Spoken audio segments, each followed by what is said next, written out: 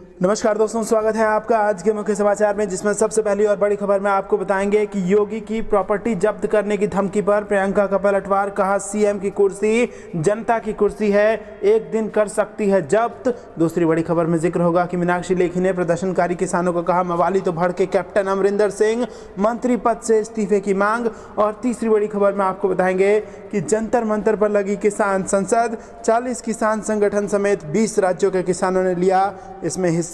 दोस्तों, हर एक खबर की गहराई में आपको ले जाएंगे, लेकिन उससे पहले अगर आप भी देश के किसानों के साथ खड़े हैं तो आप अभी इस वीडियो को लाइक कीजिए और कमेंट में लिखिए जय जवान जय किसान। दोस्तों, रुक करते हैं तमाम बड़ी खबरों की तरफ। योगी की प्रॉपर्टी जब्त करने की धमकी पर प्रियंका का पलटवार। कहा सीएम की कुर्सी जनता की, एक दिन कर सकती है जब्त। जी हां दोस्तों, कांग्रेस महासचिव प्रियंका गांधी वाड्रा ने उत्तर प्रदेश के मुख्यमंत्री योगी आदित्यनाथ के एक बयान को लेकर गुरुवार को उन पर निशाना साधा और कहा कि मुख्यमंत्री जिस प्रॉपर्टी पर बैठे हैं उसे एक दिन जनता जब्त कर सकती है। इससे पहले योगी आदित्यनाथ ने बुधवार को एक कार्यक्रम में कहा था कि प्रदेश के युवा किसी के बहकावे में ना आए, क्योंकि आज कोई गलत नहीं कर सकता है। जिसको अपनी प्रॉपर्टी जब्त करवानी हो वह गलत कार्य करे।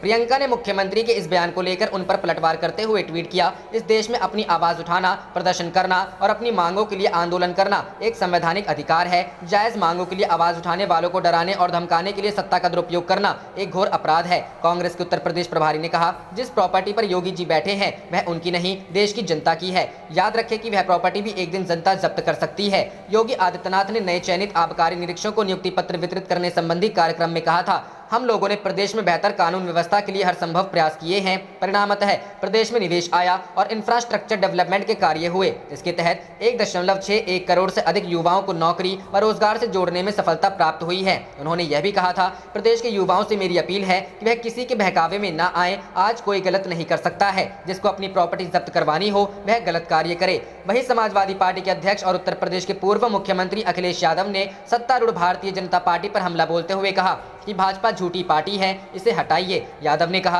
कि भाजपा के लोग झगड़ा लगाने का काम करते हैं। भाजपा ने पंचायत चुनावों में नोट का इस्तेमाल किया और ब्लॉक प्रमुख तथा जिला पंचायत अध्यक्षों के पद हथिया लिए। भाजपा ने सरकारी संस्थाओं को बेच दिया है। अखिलेश यादव ने आरोप लगाया कि भाजपा सरकार के रहते नौजवानों की बेकारी बढ़ी, महंगाई बेलगाम हुई। 4.5 साल में एक फैक्ट्री प्रदेश में नहीं लगी है। लोगों को इस सरकार ने भुखमरी के कगार पर पहुंचा दिया है। भाजपा को सत्ता से हटाने का आह्वान करते हुए पूर्व मुख्यमंत्री ने दावा किया कि समाजवादी पार्टी इस बार 350 सीटें जीते। रुख करते हैं अगली खबर की तरफ। मीनाक्षी लेखी ने प्रदर्शनकारी किसानों को कहा मवाली तो भड़के कैप्टन अमरिंदर, मंत्री के पद से मांगा इस्तीफा। जी हां दोस्तों, किसानों के प्रदर्शन के दौरान गुरुवार को पत्रकार पर हुए हमले के बाद जहां विदेश राज्य और बीजेपी नेता मंत्री मीनाक्षी लेखी ने आंदोलन करते किसानों को मवाली करार दिया, तो वहीं इस पर किसान नेताओं के साथ साथ पंजाब के मुख्यमंत्री ने भी उन पर जोरदार हमला बोला।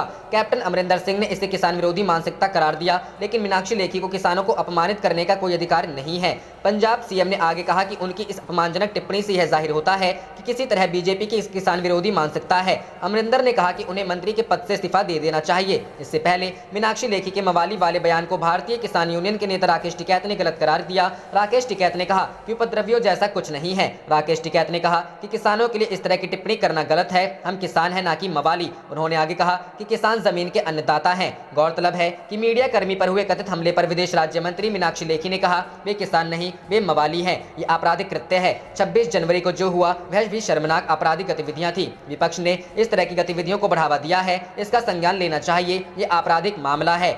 वहीं टीएमसी सांसद शांतनु सेन की ओर से आईटी मंत्री अश्विनी वैष्णव के हाथ से पेपर छीनकर फाड़ने के मामले को लेकर मीनाक्षी लेखी ने कहा, विपक्ष विशेष रूप से टीएमसी और कांग्रेस के सदस्य इतने नीचे गिर जाएंगे कि वे राजनीतिक विरोधी होते हुए भी देश की प्रतिष्ठा को नुकसान पहुंचाने वाले काम करेंगे। आज सदन में एक सदस्य ने बयान देने के टीएमसी के सांसदों का बर्ताव शर्मनाक है। इधर केंद्रीय सूचना एवं प्रसारण मंत्री अनुराग ठाकुर ने भी किसान संसद के दौरान मीडिया पर हुए हमले की निंदा की। उन्होंने कहा कि इलेक्ट्रॉनिक मीडिया की बड़ी जिम्मेदारी है देश भर से जानकारियों को इकट्ठा करना। अगर किसी कैमरामैन से मारपीट हुई है तो ऐसा नहीं होना चाहिए और मैं इसकी कड़ी आलोचना करता हूं। यह दुख की बात। रुख करते हैं अगली खबर की तरफ। आज जंतर मंतर पर लगी किसान संसद, 40 किसान संगठन समेत 20 राज्यों के किसानों ने लिया हिस्सा। जी हां दोस्तों, भारत के इतिहास में पहली बार देश की राजधानी दिल्ली में एक साथ एक वक्त में दो संसद चलती हुई नजर आई। एक तरफ संसद में मानसून सत्र जारी है, वहीं दूसरी तरफ गुरुवार को दिल्ली की 3 सीमाओं पर जारी किसानों के आंदोलन में शामिल किसानों ने जंतर मंतर पर किसान संसद लगाया गया। किसानों के द्वारा आयोजित किसान संसद का मकसद केंद्र सरकार के द्वारा पारित किसानों के लिए लाए नए कानून का विरोध करना था। संसद की तर्ज पर किसान संसद में स्पीकर, डिप्टी स्पीकर समेत 200 सदस्य मौजूद थे, जो किसान कानून पर बारी बारी से अपना पक्ष रखते नजर आए।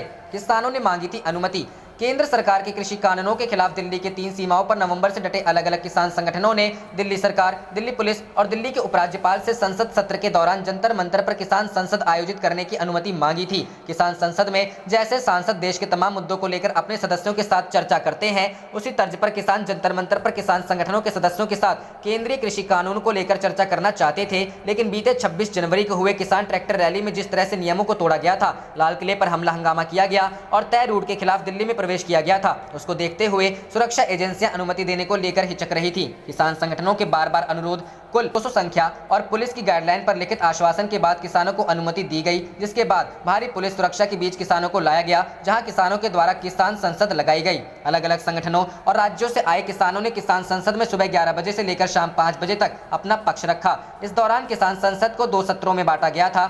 लंच से पहले एक सत्र में किसान संसद में अध्यक्ष की जिम्मेदारी किसान नेता हन्नन मौला ने संभाली, जबकि डिप्टी स्पीकर की जिम्मेदारी मंजीत सिंह राय संभाली। दूसरे सत्र में योगेंद्र यादव ने स्पीकर, जबकि हरमीत कादियान ने डिप्टी स्पीकर की जिम्मेदारी संभाली। दोनों सत्रों में पहले स्पीकर और डिप्टी स्पीकर ने अपना पक्ष रखा और उसके बाद एक एक किसान संगठन और राज्यों से आए किसानों को बोलने का मौका दिया, जिन्होंने केंद्रीय कृषि के संबंध में जानकारी साझा की। साथ ही ये भी बताया कि कृषि कानून कैसे किसानों के खिलाफ है और उससे पूंजीपतियों को फायदा पहुंचेगा। किसान संसद में बोलते हुए ज्यादातर किसान नेताओं ने कहा कि नया कृषि कानून प्रभावी होने से मंडियां खत्म हो जाएंगी, किसानों को इससे नुकसान होगा और पूंजीपतियों की तिजोरी किसानों की फसल कमाए रुपयों से भर। करते हैं अगली खबर की तरफ। सत्ता में आए तो देंगे पक्का घर और मुफ्त बिजली, बोले अखिलेश। भाजपा ने किया सबसे बड़ा राष्ट्रद्रोह। जी हां दोस्तों, सपा के राष्ट्रीय अध्यक्ष व पूर्व मुख्यमंत्री अखिलेश यादव ने कहा है कि अब बदलाव की जरूरत है। यह बदलाव समाजवादी पार्टी के पक्ष में होगा और प्रदेश में 2022 में सपा की सरकार बनी तो मुफ्त बिजली, प्रत्येक जरूरतमंद को लोहिया आवास के लिए 3 लाख रुपए